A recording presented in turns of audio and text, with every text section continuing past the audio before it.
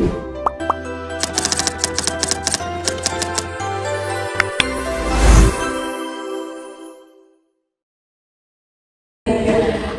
Minders, kembali lagi di podcast Mind Talk with Candy. Balik lagi dari aku Naila dan partner host aku Dita. Hari ini kita bakal bahas suatu topik yang hampir semua Gen Z itu tahu, yaitu love language. Sekarang love language itu bukan hanya sebagai seru-seruan aja, tapi juga sebagai patokan hubungan sehat atau enggak dan juga kecocokan hubungan. Oke, di sini kita udah tahu nih Dita dan Akila. Boleh nyapa Minders dulu? Halo Minders. Oke, sebelum aku mulai, aku mau kasih pertanyaan nih yang pasti relate. Kalian berdua pernah nggak sih nyoba alat tes love language dan hasilnya cocok nggak sama kalian berdua? Pernah nggak waktu itu aku lagi scroll TikTok itu kan, nah itu ada video tentang tes love language. Aku langsung coba tuh dan hasilnya itu relate sama kepribadianku, tapi jujur itu tuh kadang berubah-ubah ya. Nah, aku juga pernah nih, tapi waktu aku pulang lagi kok hasilnya kayak beda gitu ya. Nah, aku mulai mikir, kayaknya ini bukan sesuatu yang fix deh. Nah, ini berarti karena banyak yang menganggap kalau love language itu adalah alat ukuran tetap, padahal selalu berubah. Karena love language itu kayak tempo tinggi di kelas kali, mana kita bahas teman, keluarga, dan juga pacar, pasti ke bawah love language-nya. Gen Z itu suka hal simple, estetik, mudah dipahami. Tes love language itu tinggal klik, baca satu paragraf, wah ini aku banget nih, padahal belum tentu. Karena nilainya itu, orang jadi nganggap bahwa itu benar-benar akurat. Padahal kenyataannya, alat ukur ini tuh belum terstandarisasi secara ilmiah. Nah, karena dianggap akurat inilah love language mulai diberlakukan seolah sama dengan alat tes ukur psikologi. Padahal beda jauh. Dan ngomongin penyalahgunaan itu, bisa ada yang nih cerita tentang penyalahgunaan tes love language. Dan istilah punya dari pengalaman lihat banyak banget pasangan yang rasa tuh nggak cocok karena love language-nya itu berbeda. Contohnya kayak si cowoknya itu dia act of service, terus yang ceweknya itu physical touch, itu kan berbeda. Dan mereka tuh langsung anggap kesimpulan kalau misal hubungan mereka tuh nggak cocok, padahal hubungan itu nggak seperti itu. Nah, aku juga punya contoh nih, aku sama pacar aku. Nah, pacar aku itu orangnya tuh mau ngasih word of affirmation. Terus aku nyimpulin kalau pacar aku tuh nggak sayang sama aku, padahal itu salah. Pacar aku sebenarnya sayang sama aku.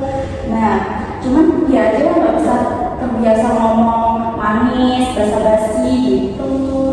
Dan love language itu nggak bisa jadi standar absolut. Kalau dijadikan alat ukur, yang terjadi itu malah jadi pemicu salah paham.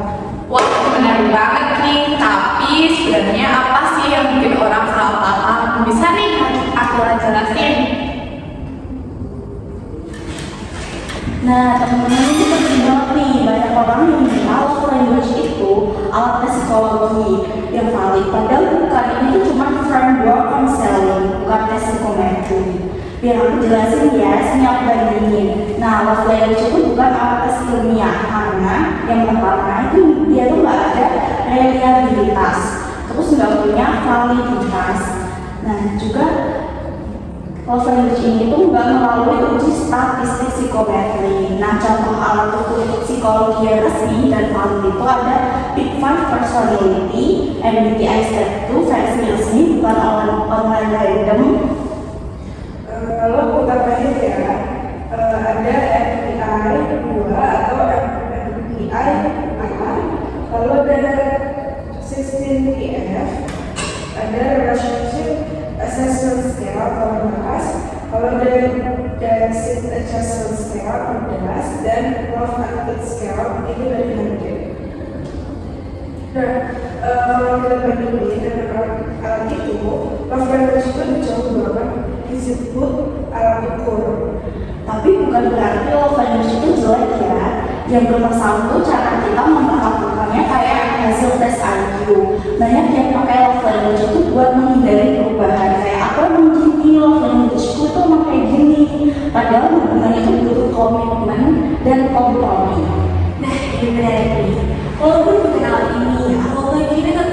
mulai gila-gilaan.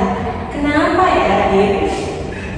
Menurut aku pendapatan language itu viral itu pertama karena love language itu bentuknya simpel ya, jadi kan cuma dari main pertama. Nah, Gen Z ini suka banget sama self reflection tapi yang versi instan gitu. Nah, tes ini itu membantu kasih bahasa untuk ngomongin kebutuhan emosionalnya Gen Z gitu. Dan di TikTok masalah itu kayak estetik banget, banyak warna pastel, atau lucu, relatable yang bikin language itu menjadi gampang viral. Nah, orang itu juga bisa merasa dipahami gitu. Padahal hal itu kan cuma background effect ya. Hal yang benar spesifik padahal itu umum banget. Nah, kalau gitu, love language itu tetap punya nilai positif sebagai icebreaking dalam komunikasi sebuah hubungan. Betul banget, tapi biar tetap sehat kita harus tahu cara pakainya kayak gimana skill caranya. Cara pakai love language itu sebagai alat bantu diskusi bukan evaluasi. Mulai tanya hal konkret kayak hal kecil apa sih yang bikin kamu merasa dihargai? Kamu kalau sibuk, apa yang bisa bikin kamu tetap merasa dekat? Terus apa yang bikin kamu itu butuhin kalau lagi capek? Oke, ini lebih efektif nih daripada hanya mengandalkan satu level kategori. Nah, orang itu bisa punya banyak level sekaligus. Dan itu bisa berubah sesuai dengan usia, pengalaman, bahkan situasi dari hubungan itu sendiri. Biar kita makin kebayang nih, kita bakal masuk ke contoh nyatanya ya yang kita sering lihat di kehidupan nyata kita. Oh yang pengalaman aku ini suka banget yang namanya quality time. Tapi pasangan aku yang sibuk kerja atau berkuliah. Jadi kalau misalnya aku terpaku nih sama love language, aku bakal sering bilang kayak hubungan kita tuh udah gak sehat. Padahal kenyataannya itu masalahnya cuma ada di perbedaan jadwal kita, bukan cintanya yang berkurang. Nah, aku juga pernah banyak pengalaman itu sendiri. Kalau aku tuh suka banget sama physical touch, sedangkan pasangan itu dia tuh udah terbiasa di keluarganya itu ada physical touch. Dan dia tuh perlu adaptasi gitu kalau buat physical touch itu sendiri. Jadi itu bukan kebaikan itu bukan salah satu yang bikin hubungan kita tuh gak cocok. Jadi kuncinya itu adalah komunikasi. Jadi kesimpulannya love language itu berguna tapi sebagai bahasa komunikasi bukan masalah pukul. Nah, benar banget. Kalau mau evaluasi hubungan, gunakan juga alat tes psikologi yang valid atau konsultasi ke profesional seperti psikolog. Oke, jangan lupa ya guys, kalau susah